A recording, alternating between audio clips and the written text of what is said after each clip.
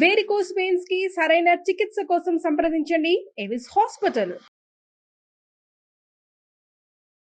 మందం మందం మధుర నినదైః వేణుమాపూరయంతం బృందం బృందావన భువి గవాం చారయంతం చరంతం ఛందోభాగే సతమఖమఖధ్వంసినాం దానవానాం హంతారం తం కథయ రసనే గోపకన్యా భుజంగం.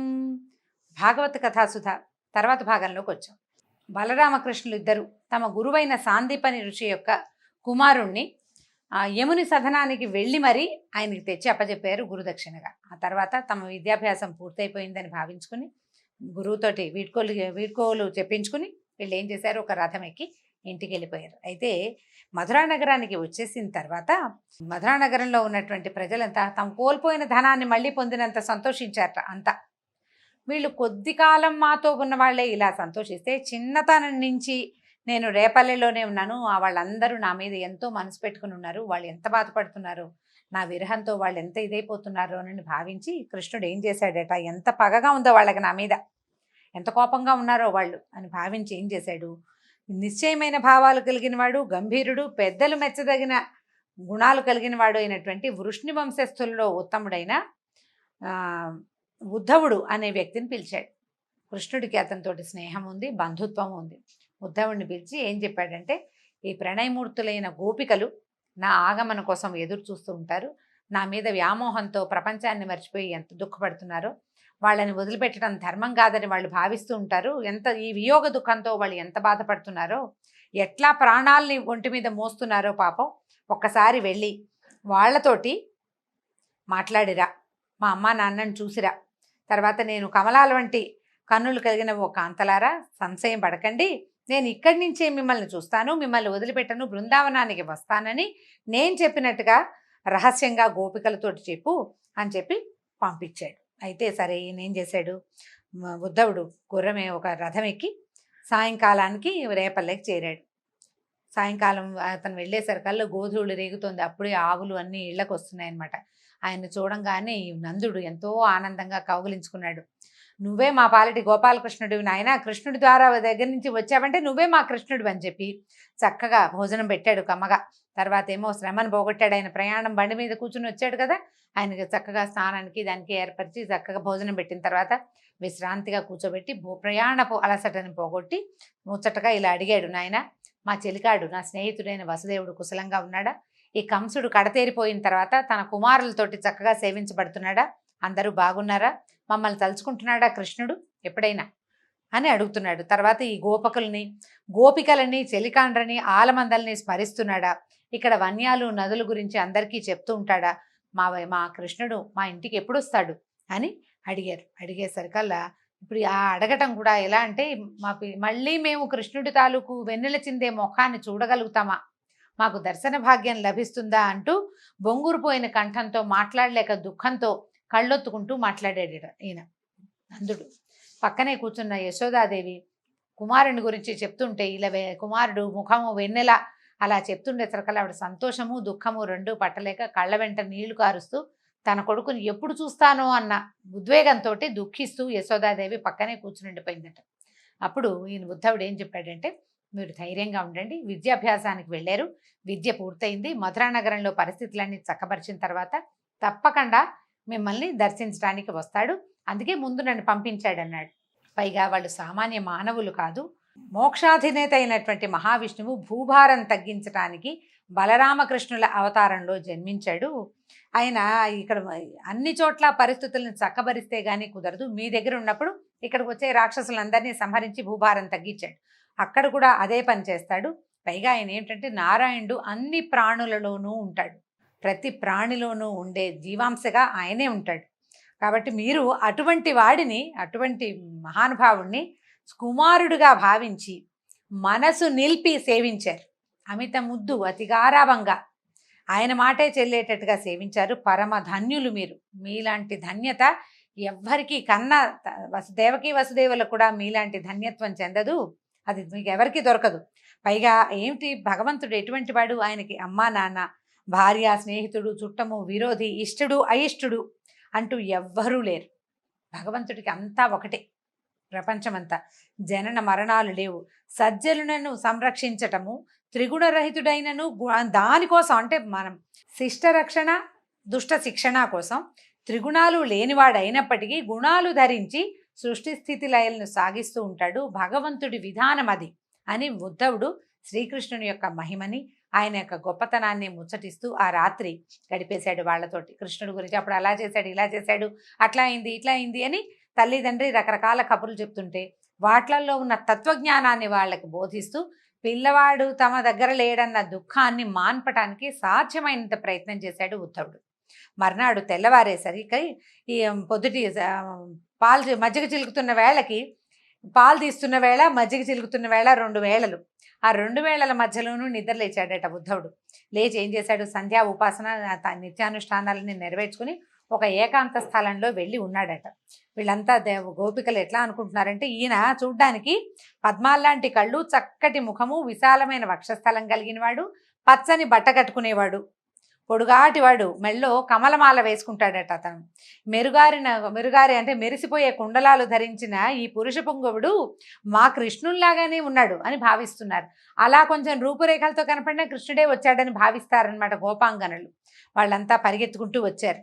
తర్వాత గోపికాంతలంతా ఇలా అన్నారు, అయ్యా మేము నిన్ను ఎరుగుతాము, మాకు నువ్వు తెలుసు, నువ్వు ఉద్ధవుడివని, కృష్ణుడికి నువ్వు స్నేహితుడివి, తన తల్లిదండ్రులకి తన క్షేమం తెలియజేయటానికి నిన్ను పంపించారు.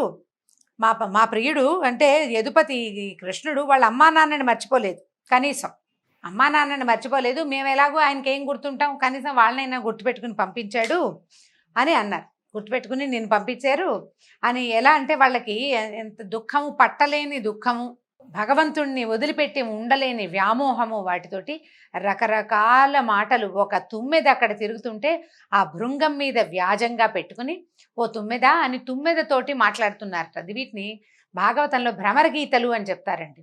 అంటే డైరెక్ట్గా సంభాషణ కాదు ఇది.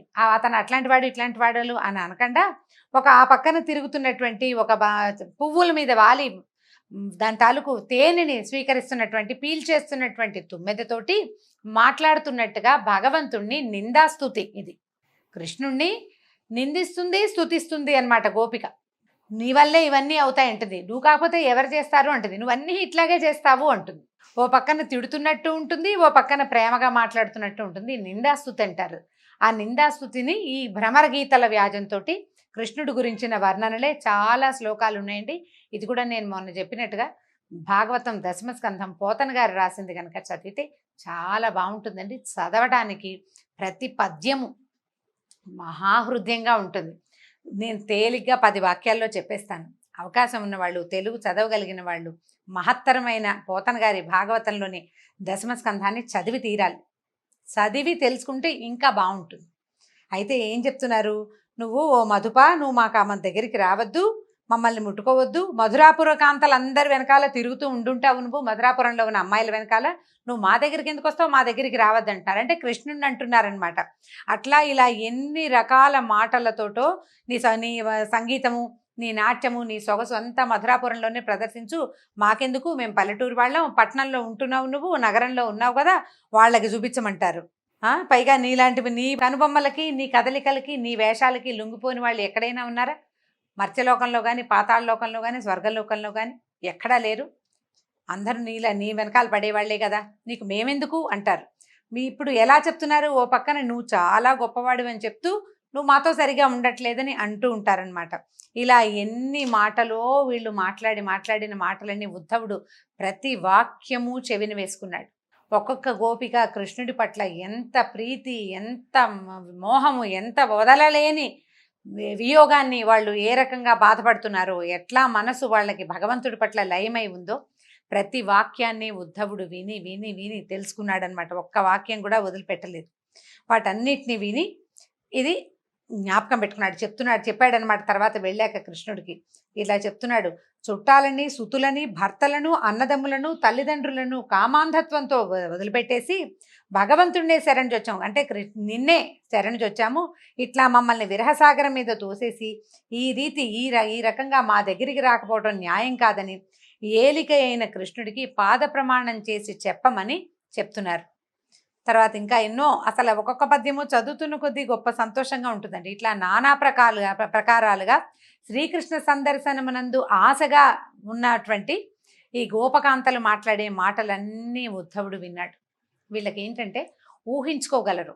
సంవత్సరాల తరబడి కృష్ణుడితోటి కలిసి పెరిగిన వాళ్ళు, అతన్ని చూస్తూ పెరిగిన వాళ్ళు, అతన్ని తమ కంటి ముందు పెరిగిన వాళ్ళు కూడా చాలా మంది ఉన్నారు. వాళ్ళకు ఊహ తెలుసు.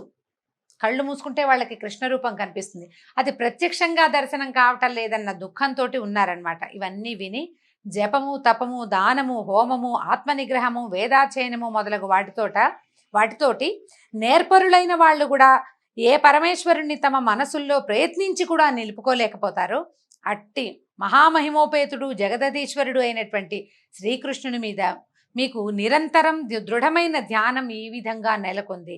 అవురా, మీ సంగతి చాలా ఆశ్చర్యంగా ఉందమ్మా. ఋషులు మునులు కూడా ఈ రూపాన్ని ఇంత స్పష్టంగా ధ్యానం చేసి మనసులో నిలుపుకోలేకపోతారు. మిమ్మల్ని గురించి చెప్పడానికి కూడా నాకు ఏ మాటలు రావటం లేదు. కానీ మీరు సావధానంగా వినండి. మీ దగ్గరికి పంపించేటప్పుడు కృష్ణుడు ఏమన్నాడో నేను చెప్తాను, సావధానంగా వినండి అన్నాడు. ఏం చెప్పాడంటే, ఓ రమణీమణులారా, నేను సమస్త కార్యములకు ముఖ్య కారణమై ఉన్నాను. అంటే ప్రపంచంలో ఉన్న ప్రతి కార్యానికి నేనే కారణాన్ని అని చెప్తున్నాడు. భగవద్గీతేనండి ఇది, అర్థం చేసుకోవాలి అంతే. నా ఎడబాటు మీకు కలుగదు. స్థావర జంగమాత్మకములైనటువంటి సకల ప్రాణులలో పృథివ్యప్తేజో వాయువాకాశములనే పంచమహాభూతాలు ఉండే విధంగా నేను మనసునకు, పంచ ప్రాణములకు, బుద్ధికి, ఇంద్రియ వృత్తులైన శబ్ద స్పర్శ రూప రస గంధాలకు, జ్ఞాన కర్మేంద్రియాలకు ఆధారభూతుడనై ఉన్నాను. నాయందే నా సంకల్ప మహిమతో నాలో సూక్ష్మరూపమున అణిగి ఉన్న చరాచర ప్రపంచాన్ని స్థూల రూపంతో సృజిస్తాను, రక్షిస్తాను, నశింపజేస్తాను. స్వరూపము చేత నిర్మలుడు జ్ఞానస్వరూపుడు అయినటువంటి జీవునకు ప్రపంచ స్వరూపము సత్వాది గుణములు లేదా భూతేంద్రియ గుణాలతోటి కలుగుతోంది. మాయాకార్యములైన జాగ్రత్త స్వప్న సుషుప్తులనే మనోవృత్తులందు అతడు దేవమనుష్యాది రూపములలో తోచుతున్నాడు. నిదురించి మేల్కొన్నవాడు తాను స్వప్నంలో చూసిందెల్లా అసత్యమని భావించినట్లుగా తత్వవేత్త మనస్సనే పదార్థంతో శబ్దస్పర్శాది సకల విషయాలను దృఢంగా నిరోధించి తనకన్నా భిన్నంగా ప్రపంచం లేదని చెప్తాడు. ఆ మనసును పండితులు వేసట చెందక అరికట్టగా అటుపై భేదభావము పొడచూపదు. కాబట్టి నేను ప్రతి చోట ఉంటాను. మీకు కలుగుతున్న ఈ వ్యామోహము, వియోగ దుఃఖము నా వల్లే కలుగుతున్నాయి, అది నేనే. నా యందు కలుగుతున్నాయని మీరు భావిస్తున్నారు, కానీ ఆ వేదన కూడా నేనేను అని చెప్తున్నాడు భగవంతుడు. కాబట్టి నదులన్నీ కదిలి చివరికి కడలిని చేరునట్లుగా ఆత్మానాత్మ విచార రూపమైన సాంఖ్యము, యమ నియమాధికములైన అష్టాంగ యోగము, వేదము, సత్యము, తపము, ఇంద్రియ నిగ్రహమైన దమము, ఇవన్నీ ఒక మనోనిగ్రహంలోనే పరిసమాప్తి చెందుతాయి. కాబట్టి స్త్రీలు ఏం చేస్తారట, సమీపంలో ఉన్న వాళ్ళకంటే దూరంగా ఉన్న వాళ్ళ మీద తహతహపాటు చిత్తములందు అనురక్తి కలిగి ఉంటారు. రోజు మనతో ఉండే వాళ్ళకంటే అప్పుడప్పుడు ఫోన్లో మాట్లాడే వాళ్ళ పట్ల ఎక్కువ ఆసక్తికరంగా ఉంటుందని చెప్తున్నారు. కాబట్టి మీరెప్పుడూ దూరంగా ఉండే భగవంతుడి మీద దృష్టి పెట్టుకుని స్మరిస్తూ ఉండండి. మీకు దూరంలో ఉన్నానని భయపడద్దు, నిరంతరము ధ్యానంతో మీరు నన్ను పొందగలుగుతారు అని చెప్పి కృష్ణుడు చెప్పాడని ఉద్ధవుడు చెప్పాడండి.